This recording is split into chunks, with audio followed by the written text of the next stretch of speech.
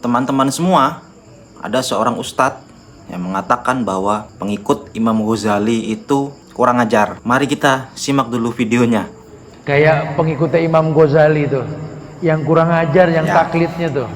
Lawang Imam Ghazali sendiri mengatakan bidhaati fi ilmil hadis misjam. Ilmuku tentang ilmu hadis itu lemah, kata Imam Ghazali. Makanya beliau meninggal megang Sahih Bukhari, Imam Ghazali. Cuma muridnya kadang nyetak Ihya Ulumuddin, betul? Disebarin di semua universitas Islam. Setelah ahlinya mengecek, ternyata dari 1013 hadis di kitab Ihya Ulumuddin, 996-nya dhaif. Kebayang gak tuh? Jadi wajar kalau jebolan Ihya Ulumuddin benci sama sunnah, walaupun ketua sebuah partai Islam, kelompok Islam, organisasi Islam. Jadi kita nggak bisa salahkan juga lawang belajarnya salah. Gue bilang apa? Tapi lihat orang kalau belajarnya betul, 2 kali kajian tahu bid'ah. Lihat. Tapi kalau orang yang belajarnya nggak betul, bertahun-tahun nggak paham bid'ah. Tuh. Memang betul ya, bahwa Imam Ghazali dan pemikirannya itu banyak sekali ulama sezamannya atau setelahnya itu menghujat atau mengkritisi. Tetapi tidak kalah banyak juga yang memuji dan merekomendasikan pemikiran Imam Al-Ghazali, terutama karena kitab fenomenalnya yakni Ihya Ulumuddin banyak diambil manfaatnya oleh ulama-ulama setelahnya. Lalu apakah benar pengikut atau seorang yang minimal terinspirasi dari Imam Ghazali itu kurang ajar, dan bahwa kitab Ihya Ulumuddin itu mengandung ataupun berisi hadis-hadis yang menurut orang-orang yang tidak sepaham, banyak yang mengatakan bahwa kitab Ihya Ulumuddin itu terdapat hadis-hadis yang lemah, bahkan maudhu atau palsu. Bahkan seorang Ibnu Taimiyah, salah seorang pengkritisi nomor 1 Imam Ghazali, begitu banyak risalah-risalah ataupun perkataan Ibnu Taimiyah yang mengkritik Imam Al-Ghazali. Tetapi yang menarik, setelah mengkritik habis-habisan Imam Al-Ghazali, ada sebuah kutipan dari Ibnu Taimiyah sebagai berikut.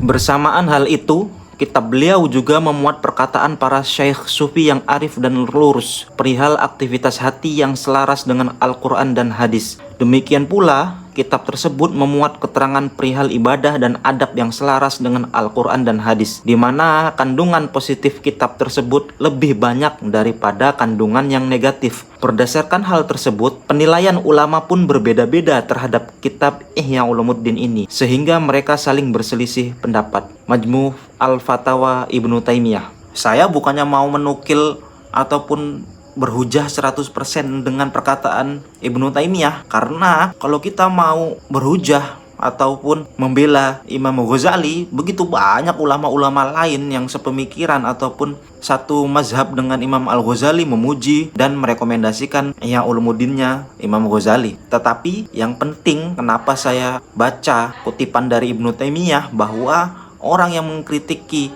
Ibnu Taimiyah pun mengakui bahwa lebih besar manfaatnya daripada bagian-bagian yang menurut banyak orang itu harus ditinggalkan atau tidak bermanfaat. Lalu untuk menjawab apa yang disebutkan oleh Ustadz, bahwa di video itu disebutkan Imam Ghazali dengan Ihya Ulumuddinnya itu dan para pengikutnya itu kurang ajar mengikut kepada orang ataupun kitab yang menurut mereka batil. Sebenarnya untuk memahami apa sebenarnya dan bagaimana isi kitab Ihya Ulumuddin, kita perlu membaca kitab tersebut. Tapi daripada kita ataupun teman-teman semua repot, akan saya ringkaskan isi atau intisari dari kitab yang berjumlah 4 juz tersebut.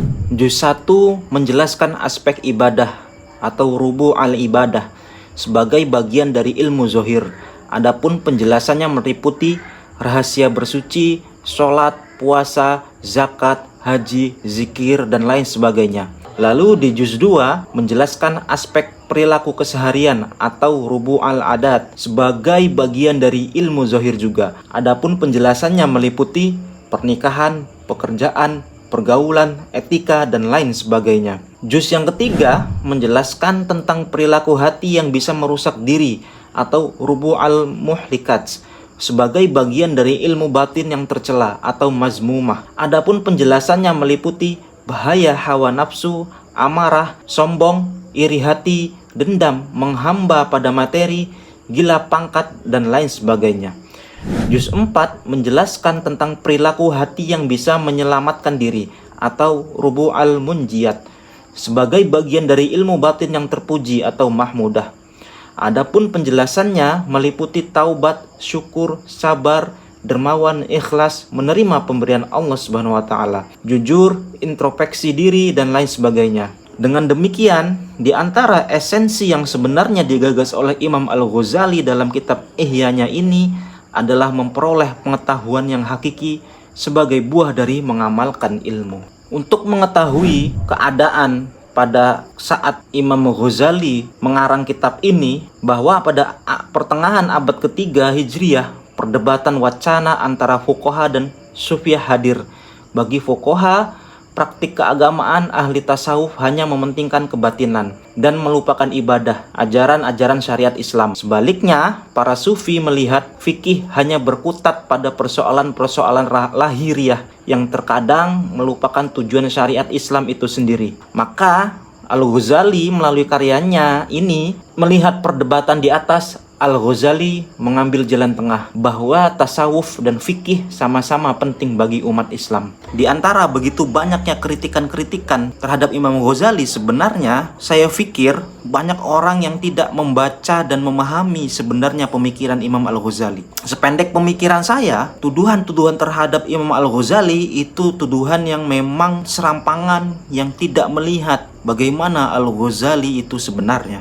Apalagi Al-Ghazali ini adalah seorang tokoh muslim yang multidisipliner. Dia ini adalah seorang ahli fikih, ahli tasawuf, ahli filsafat, juga sekaligus ahli kalam. Karena Al-Ghazali itu dalam perjalanan hidupnya menemui begitu banyak dinamika, maka setiap dia mempelajari sesuatu, dia menemukan celah-celah yang jeleknya. Di filsafat begini begitu, oh ada negatifnya. Di kebatinan juga begitu, di tasawuf begini begitu.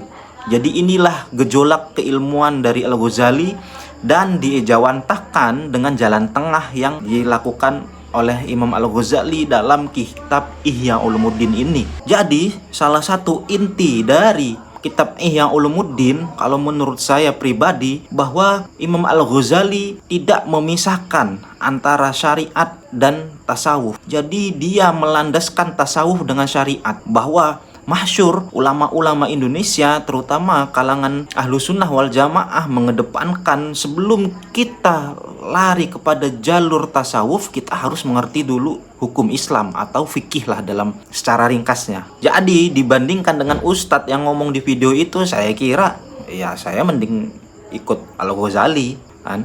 Apalagi banyak testimoni ataupun pembuktian-pembuktian dari gurunya sendiri. Misalnya Az-Zahabi mengatakan bahwa dia itu imam, lautan ilmu, hujatul Islam, keajaiban zaman, Zainuddin Abu Hamid Al-Ghazali. Ia sangat cerdas, cepat memahami, kuat daya tangkapnya, memiliki kecerdasan dan kejernihan. Ia adalah imam besar dalam fikih dan usul. Lalu ada ungkapan Imam Al-Juwaini terhadap Al-Ghazali. Al-Ghazali adalah lautan dalam, singa yang cemerlang, dan api yang menyala-nyala. Mungkin cukup sekian video ini. Sampai jumpa di video-video selanjutnya.